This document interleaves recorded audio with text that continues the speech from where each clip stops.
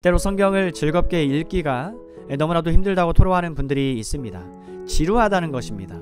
기도도 마찬가지입니다. 기도회도 주 예수 그리스도에 대한 설교를 듣는 일도 아주 지루하게 느껴집니다. 지금도 그렇게 지루하면 천국에서는 어떻게 참고 지낼 생각입니까? 거기서는 내내 하나님을 찬양하고 예배하며 그분께 영광을 돌리고 그 이름을 높이는 일만 할 텐데 말입니다. 다른 말은 한마디도 하지 않을 것입니다. 땅 위에 관심사는 아예 꺼내지도 않을 것이고 입에 올리지도 않을 것입니다. 그런데 어떻게 천국에서 즐겁게 지낼 수 있겠습니까? 이래도 우리에게 무슨 조처가 필요하다는 사실을 모르겠습니까? 우리가 천국에 가기 위해서는 많은 준비가 필요합니다. 감사하게도 주님은 내가 너희를 위하여 거처를 예비하러 가노니 라고 말씀하셨습니다. 그가 이 조처를 취해 주셨습니다. 모든 요구를 채워 주셨습니다.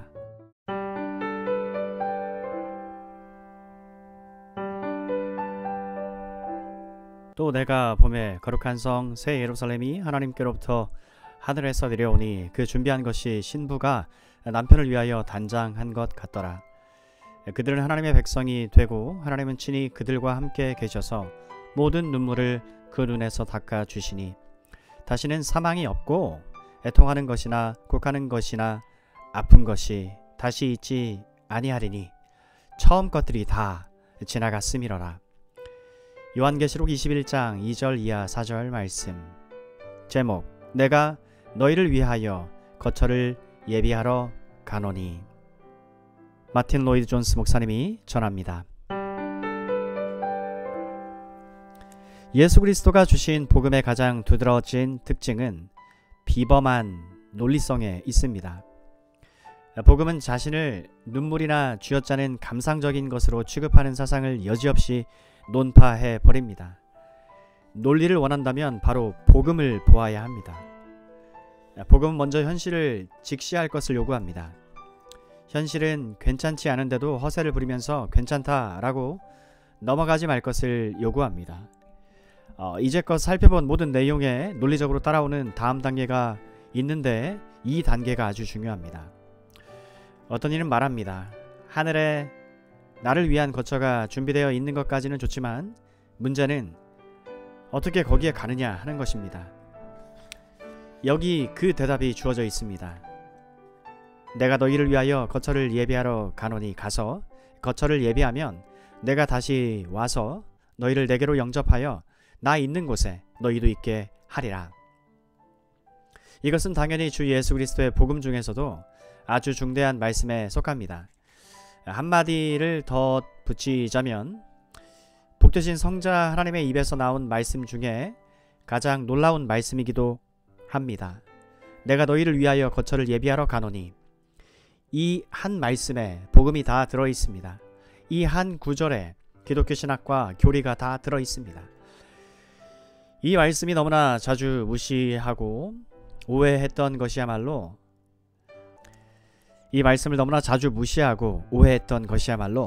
오랜 교회 역사와 복음 전파의 역사를 통틀어 가장 비극적인 일이라고 저는 생각을 합니다.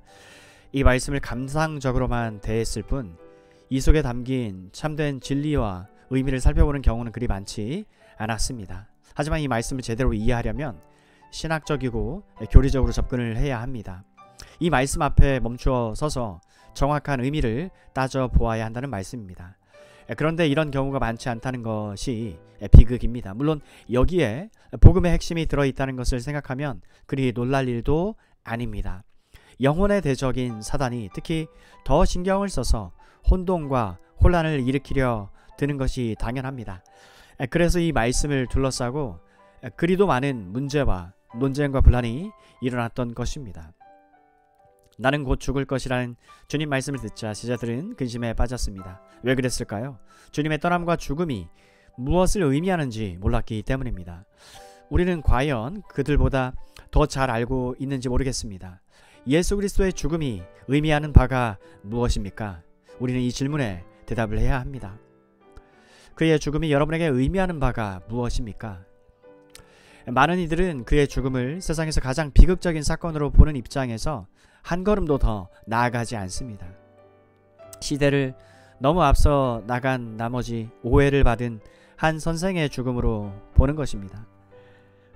또 어떤 이들은 바리새인과 서기관과 유대 율법학자들의 적개심과 질투의 희생을 당한 순교자의 죽음으로 여기기도 합니다.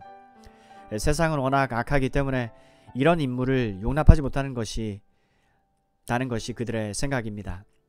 그러니까 예수의 죽음도 소크라테스의 죽음처럼 인간의 큰 비극이라는 것입니다. 세상에는 항상 위대한 순교자들이 있었는데 나사렛 예수도 이 중 하나라는 것입니다. 또 어떤 이들은 그의 죽음을 정치 선동가의 죽음으로 봅니다. 예수가 동족을 로마의 압제에서 구하려다가 로마 당국의 계략에 휘말려 제거되었다고 말합니다.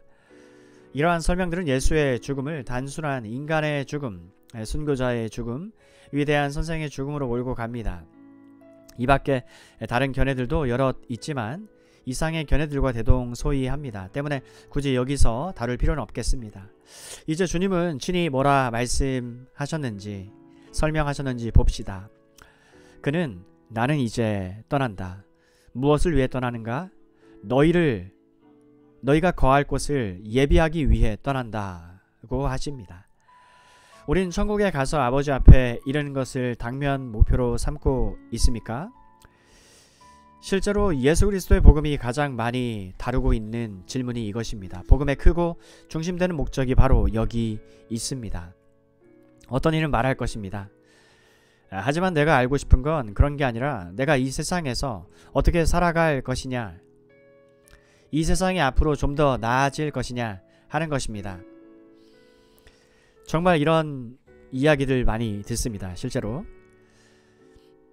자, 이 점은 나중에 좀 더 자세히 다루겠지만 세상의 평화를 가져다줄 기발한 방법 같은 것은 신약 성경에 나오지 않는다는 말은 해야겠습니다. 복음은 이런 약속을 하지 않습니다. 복음이 약속하는 것은 궁극적인 운명의 영원한 안전입니다. 복음은 나를 믿으면 세상에서 아무 근심 없이 살 것이다, 나를 믿으면 전쟁이 사라질 것이다 라고 말하지 않습니다. 절대 그렇게 말하지 않습니다. 이것은 복음을 우습게 만드는 말입니다. 실제로 이렇게 믿는 이들이 이미 환상에서 깨어났거나 곧 깨어나게 되어 있습니다. 과거 어느 때보다 지난 100년 동안 두 차례의 큰 전쟁을 겪으면서 이런 주장이 많이 전파되었었습니다. 하지만 복음의 목적은 전쟁을 피할 방법을 알려주는 데 있지 않습니다. 복음이 우리에게 알려주는 것은 전쟁이 일어나든 일어나지 않든 유한한 세상은 지나간다는 사실입니다. 어찌되었든 우리는 죽게 되어 있습니다. 중요한 것은 죽은 뒤에 어떻게 하나님 앞에 이르러 영광 가운데 천국에서 영원히 살 수 있느냐 하는 것입니다. 이것이 제가 관심을 갖는 문제입니다. 우리가 유일하게 관심을 가져야 하는 문제입니다. 다른 관심사들이 다 사라질 날, 모든 것을 남겨두고 세상을 떠나야 할 날이 다가오고 있습니다. 그날 우리는 미지의 영원한 세계와 마주하게 될 것입니다. 그때쯤이면 이미 우리의 중대한 질문, 하나님을 어떻게 알 수 있는가에 대한 답이 주어질 것입니다. 존 뉴턴의 찬송처럼 말입니다.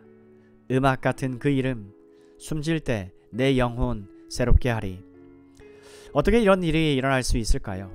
자, 주님은 여기에서 정확히 이 문제를 다루고 계십니다.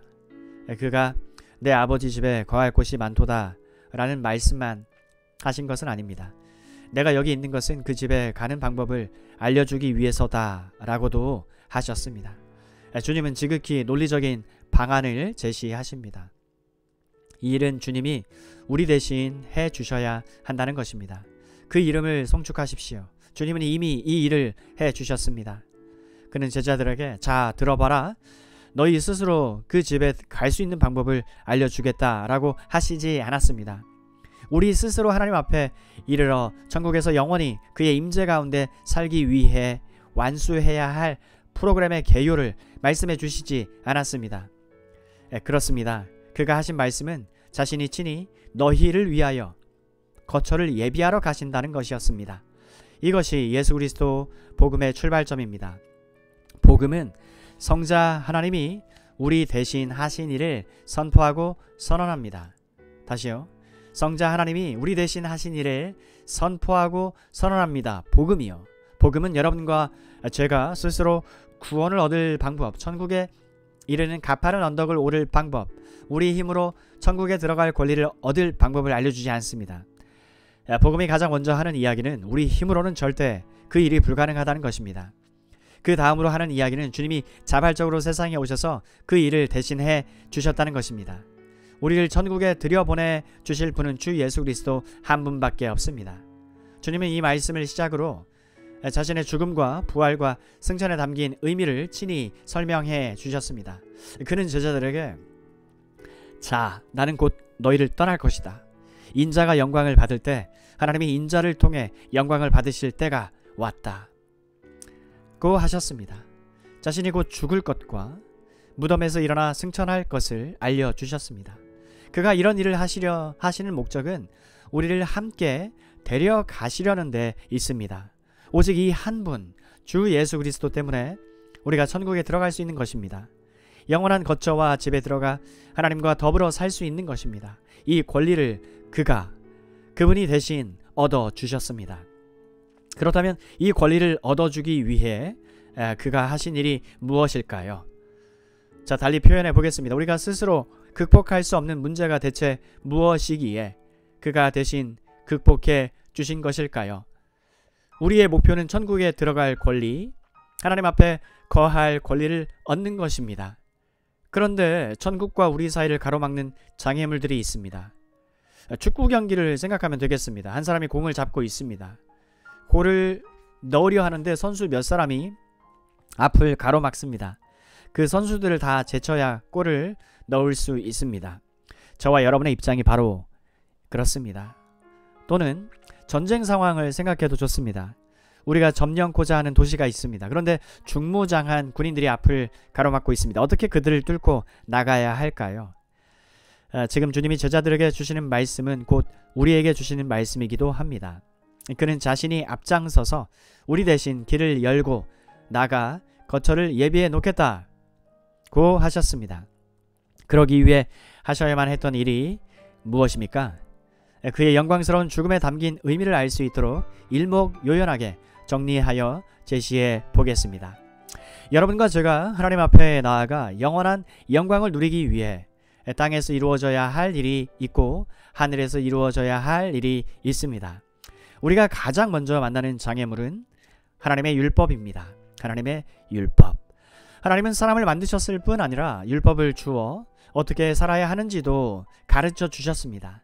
그 율법을 지켜야만 하나님 앞에 설 수 있으며 그분과 사귐을 누릴 수 있다고 하셨습니다. 그렇기 때문에 천국에 가려면 먼저 율법의 요구를 만족시켜야 합니다. 하나님은 우리가 모든 율법을 존중하며 지키지 않는 한 절대 그 앞에 설 수 없다고 하셨습니다. 그렇다면 하나님의 율법에는 무엇이 있을까요? 십계명이 있습니다. 십계명. 더 알아볼 것 없이 이 십계명만 살펴보아도 우리의 필요가 금방 드러납니다. 나는 하나님, 오직 하나님만 섬겨야 합니다. 하나님만 높여야지 다른 것을 높이면 안 됩니다. 절대 우상을 섬기면 안 됩니다. 나무와 돌로 만든 우상뿐 아니라 나 자신이나 직업이나 돈이나 사랑하는 사람이나 집도 섬기면 안 됩니다. 또한 나는 하나님의 안식일을 존중해야 합니다. 도적질하지 말아야 합니다. 가늠하지 말아야 합니다. 이런 계명들이 다 하나님의 율법입니다.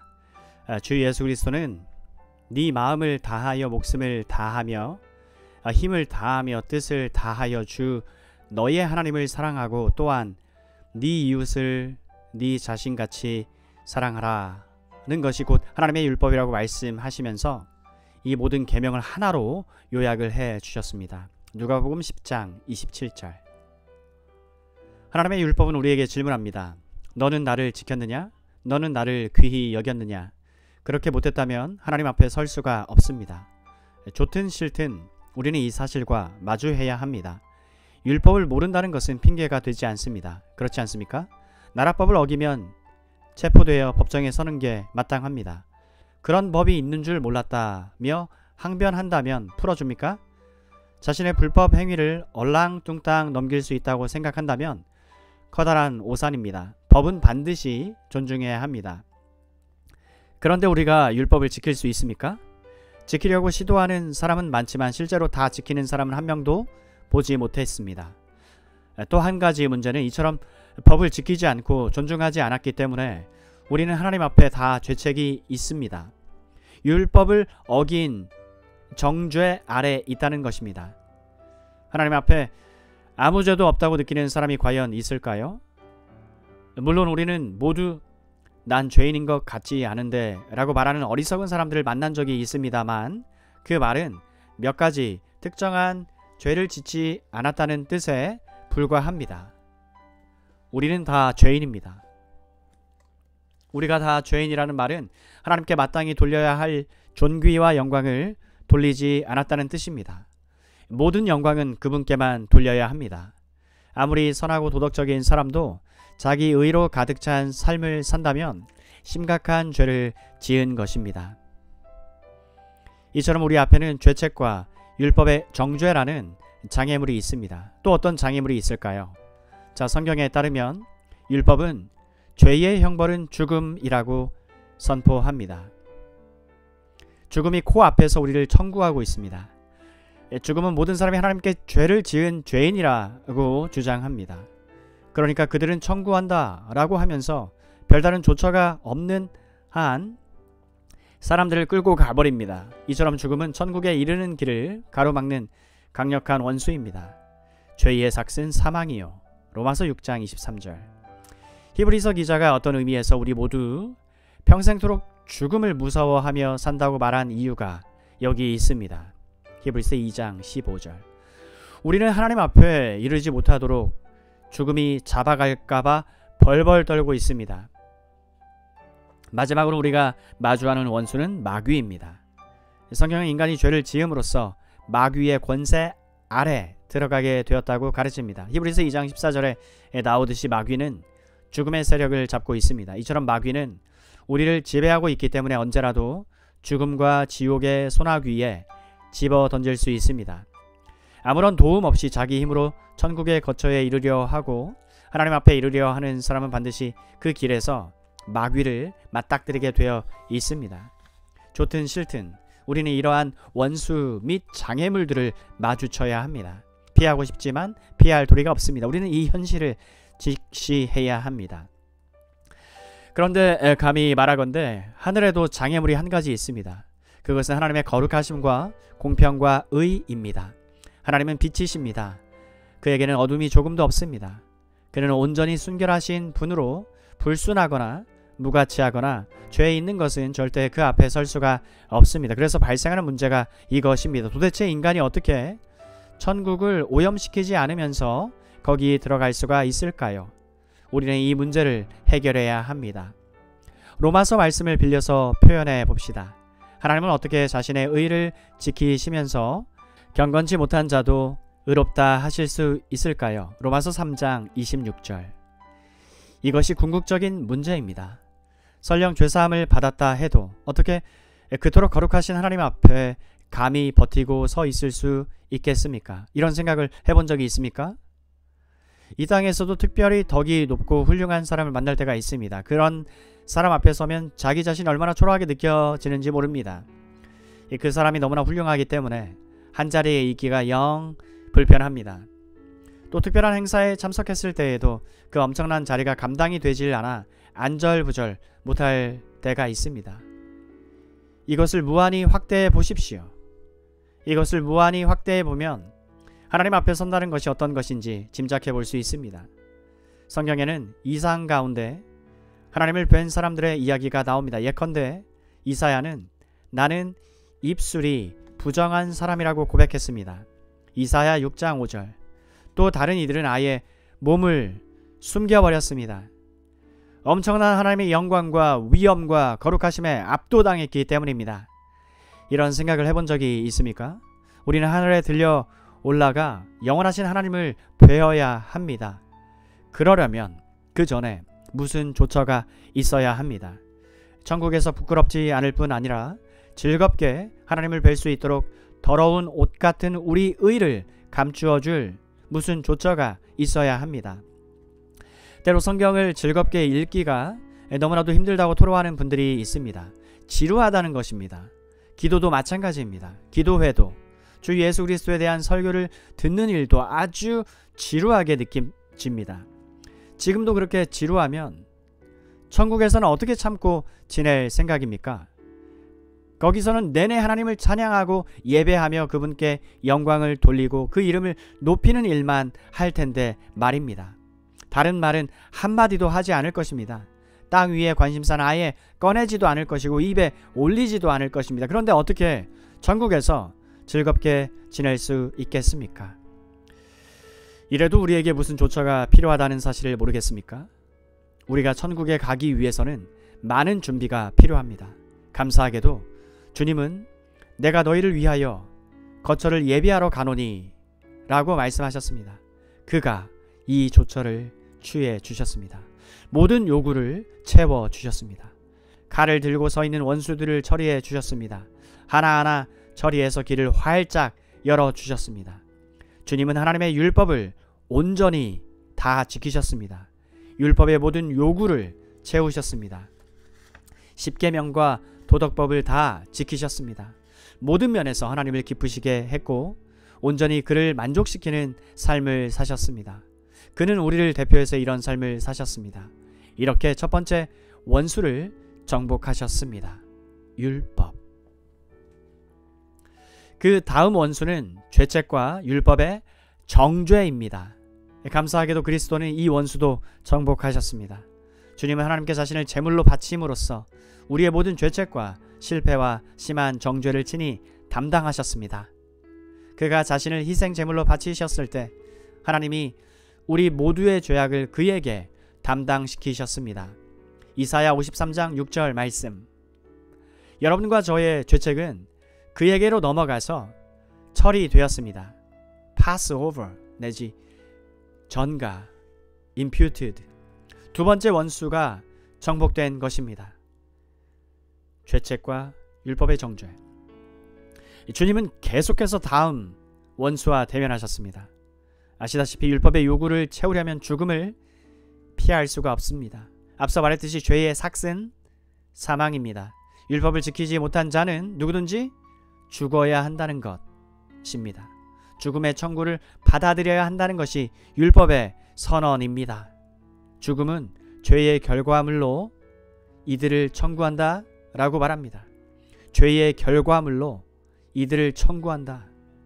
그렇기 때문에 그리스도가 죽음과 대면하셔야 하는 것입니다. 그는 청구된 값을 치르셨습니다. 그리스도가 죽어 무덤에 장사된 것을 보고 죽음은 자기가 그를 정복한 줄 알았습니다. 정말이지 죽음이 승리한 것만 같았습니다. 그러나 잠깐 기다리십시오.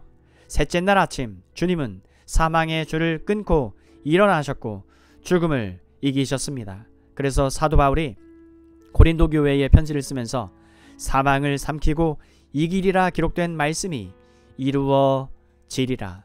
사망아 너의 승리가 어디 있느냐? 사망아 네가 쏘는 것이 어디 있느냐? 라고 말할 수 있었던 것입니다.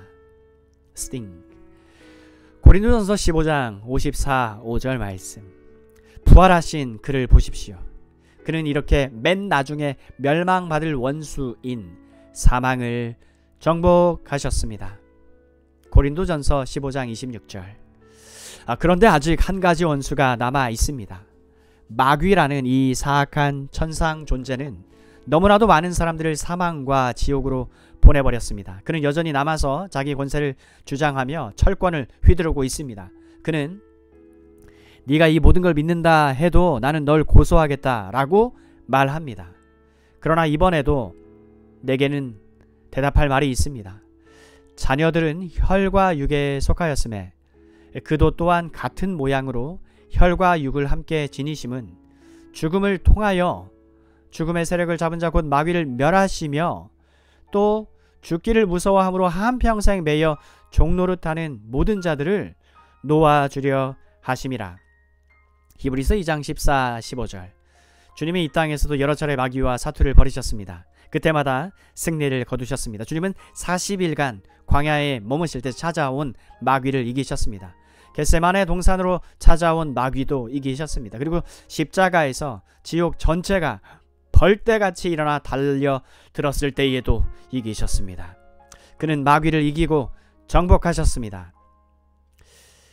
이처럼 주님은 천국에 이르는 길을 가로막고 서 있던 모든 원수들과 싸워 이기셨습니다. 그가 길을 열어주셨습니다. 이제 우리는 천국의 문과 입구에 이를 수 있습니다.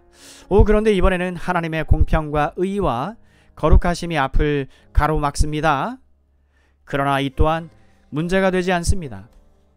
주님은 이 장애물도 처리하셨기 때문입니다.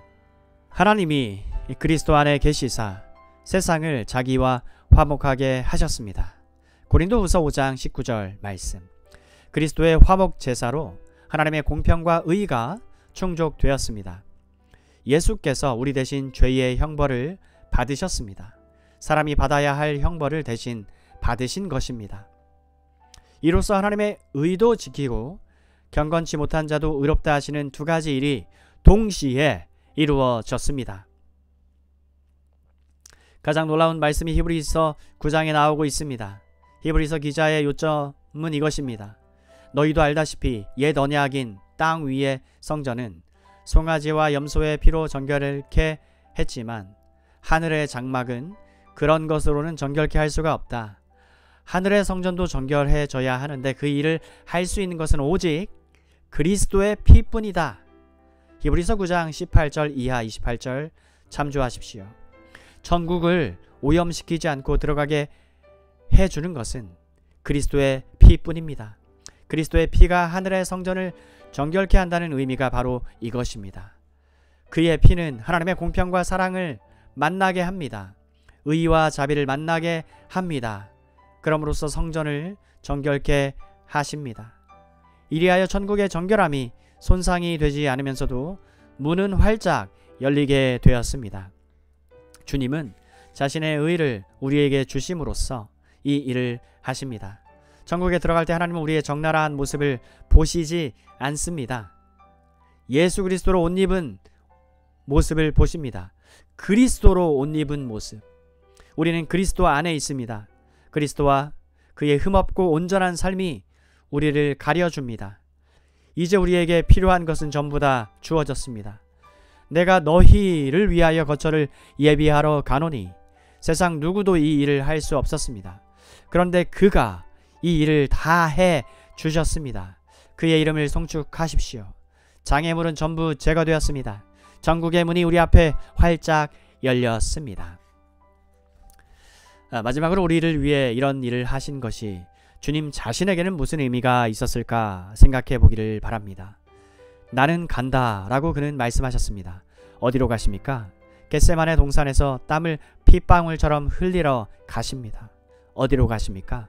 체포당하여 재판을 받고 조롱과 희롱과 비웃음을 당하러 가십니다. 침뱉음을 당하며 거룩한 몸의 채찍을 맞으러 가십니다. 가시면류관을 쓰러 가십니다. 사람들에게 잡혀서 그 복되신 손과 발에 잔인한 못질을 당하러 가십니다. 나무에 못 박히러 가십니다. 여러분 자신이 그런 일을 당하며 손과 발에 못질을 당하는 것을 상상할 수 있습니까? 지금 주님은 그런 일을 당하러 가시는 것입니다. 잔인한 폭도의 희롱과 침뱉음과 조롱을 당하러 가시는 것입니다. 그들은 그가 누구신지 몰랐습니다. 무슨 일을 하고 계시는지도 몰랐습니다. 세상은 그를 통해 창조되었고 만물은 그로 인해 유지되고 있습니다. 그런데 그 영원하신 하나님의 아들이 죽어서 무덤에 묻히러 가시는 것입니다. 이처럼 그가 자원하여 이 모든 일을 하러 가신 것은 오직 그것만이 우리에게 하늘문과 통로를 열어주는 방법이었기 때문입니다.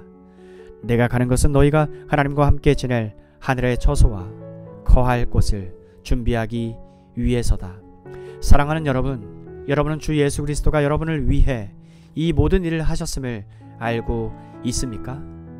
이것을 알고 믿는 자는 이제 자신의 것이 아니요 값으로 산 것이 되었으므로 자신과 자신의 삶을 전부 드려야 한다는 사도 바울의 말에 동의를 할 것입니다. 고린도전서 6장 20절. 그를 믿는 자는 그가 자신을 위해 거처를 예비해 놓으셨다는 것, 그가 다시 와서 자신을 영접해 주신다는 것, 그가 계신 곳에 자신도 있게 해 주신다는 것을 확신할 수 있습니다. 감사합니다, 하나님. 아멘.